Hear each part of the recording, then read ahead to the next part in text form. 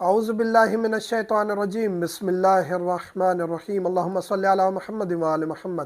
مومنین کرام، آپ کی طرف سے ایک سوال اکثر آتا ہے کہ نماز رد مظالم کا طریقہ بتا دیں۔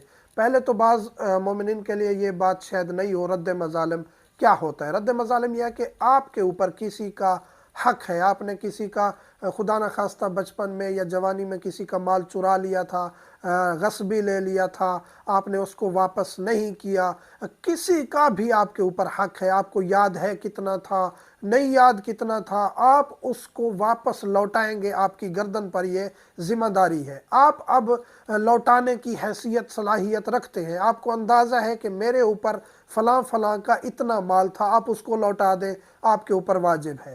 اگر نہیں لوٹا سکتے اس شخص کو دینا، وہ شخص اب زندہ نہیں رہا، یا اب اس کے وارثوں کو یا اس کو واپس دینا، اس کمپنی کو، اس مالک کو، والدین کو، بھائی کو واپس دینا پاسبل نہیں رہا، آپ کی عزت چلی جائے گی، یا آپ کے اوپر زیادہ کیس بن جائے گا، یا زیادہ مسائل کا شکار ہو جائیں گے، تو اس صورت میں وہ مال پھر نائب امام مجتہد تک پہنچانا ضروری ہوتا ہے۔ یہ امام کا پھر مال ہے، آپ امام کو دے دیں گے، آپ آزاد ہیں۔ ہماری طرف جو بھیجتے ہیں ہم مراجع عظام تک پہنچاتے ہیں، مومنین کو رسید دیتے ہیں، یا پھر اپنے ادارے پر، اپنے سسٹم پر لگا کے مراجع عظام سے اجازت لیتے ہیں۔ یہ طریقہ کار ہے کہ جو فقہا ہیں ان تک پہنچانا، یا جن کے پاس مراجع عظام کے اجازے ہیں ان تک واجبات پہنچانا ضروری ہوتا ہے۔ پہلے یہ ہے کہ اس کے مالک تک پہنچائے جس طرح بھی پاسبل ہو۔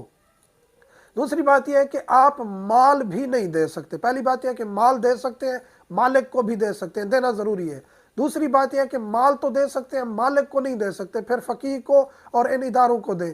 تیسری بات یہ ہے کہ آپ مال بھی نہیں دے سکتے، غریب ہو گئے، حالات تنگ ہیں، مال لوٹانا آپ کے لیے پاسبل نہیں رہا، تو پھر یہاں شریعت نے، رسول کریم ختمی مرتبہ محمد مصطفیٰ صلی اللہ علیہ وآلہ وسلم نے ایک نماز بتائی ہے، جسے نماز رد مظالم کہتے ہیں۔ نماز رد مظالم کا طریقہ کار یہ ہے کہ 2 رکعت نماز پڑھتا ہوں رد مظالم کی، قربتاً اللہ۔ بہتر یہ ہے کہ طہارت اتنی رکھیں، غسل بھی کر لیں کہ میں نماز رد مظالم پڑھ رہا ہوں، وضو صحیح طریقے سے، ہر چیز کو پراپر طریقے سے انجام دیں۔ ویسے تو وضو کرنا ضروری ہے، لیکن غسل بھی کر لیں 2 رکعت نماز پڑھنے کے لیے، کہ میں اپنے سر سے جو وزن اتارنے لگا ہوں، خدایا اس میں مجھے خلوص اور توفیق دے کہ میں پھر آئندہ کسی کا حق نہ ماروں، اور میں ابھی اتنی صلاحیت نہیں رکھتا کہ مال لوٹا سکوں، تو میں تیری بارگاہ میں معافی مانگنے آیا ہوں۔ 2 رکعت نماز پڑھتا ہوں یا پڑھتی ہوں رد مظالم کی، قربتاً اللہ۔ یہ 4 رکعت نماز ہے، 2 کر کے پڑھنی ہے۔ پہلی رکعت میں حمد کے بعد 25 مرتبہ سورہ توحید قل هو اللہ احد مکمل بسم اللہ کے ساتھ 25 صورتیں پڑھنی ہے۔ اسی طرح دوسری رکعت میں حمد کے بعد سورہ توحید 50 مرتبہ، یہ 2 رکعت ہو جائے گی، تشہد سلام کر کے ختم کرنا ہے، پھر 2 رکعت نماز رد مظالم قربتاً اللہ۔ تیسری رکعت بن جائے گی، دوسری جو آپ پہلے 2 رکعت پڑھ چکے ہیں پھر 2 رکعت شروع کر رہے ہیں، تو یہ تیسری رکعت شمار ہو جائے گی، نماز الگ ہے، 2 کر کے پڑھنی ہے۔ تو جو دوسری 2 رکعت آپ سٹارٹ کر رہے ہیں، اس کی پہلی رکعت ہو جائے گی، ٹوٹل تیسری رکعت ہو جائے گی۔